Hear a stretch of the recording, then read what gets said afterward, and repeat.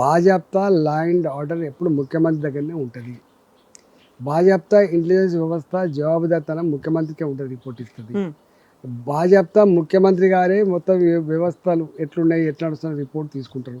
కాబట్టి phone tapping వ్యవహారంలో ముఖ్యమంత్రి గారి సంబంధం లేకుండా ఎట్లుంటుందండి? సో బ్లాక్ మెయిలింగ్ చేసిండ్రా, లేకుంటే వాళ్ళు లబ్ధి పొందాలని అనుకున్నారా? ఆర్థికంగా వీళ్ళకి కావాల్సినటువంటి ఫెసిలిటీస్ అన్నీ వచ్చాయా? దేనికోసం యూజ్ చేశారు అసలు? అది రిపోర్ట్ వస్తా కానీ తెలియదు. జనరల్గానేమో ప్రతిపక్షంలో ఉన్నటువంటి ఎమ్మెల్యేలను నాయకులను వేధించడానికి ఒకటి కావచ్చు, ఎన్నికలు ఉన్నప్పుడు ఊడగొట్టడానికి కావచ్చు, ప్రతిపక్ష పార్టీల సమాచారం తీసుకొని వాళ్ళని వీకెండ్ చేసేదాంట్లో వాడుకోవచ్చు, లేదా కొంతమంది దాన్ని అడ్డం పెట్టుకొని విశృంఖలంగా డబ్బుల ఎక్స్ట్రాక్షన్ కోసం కూడా వాడుకోవచ్చు, డబ్బుల వసూలు కోసం కూడా వాడుకోవచ్చు.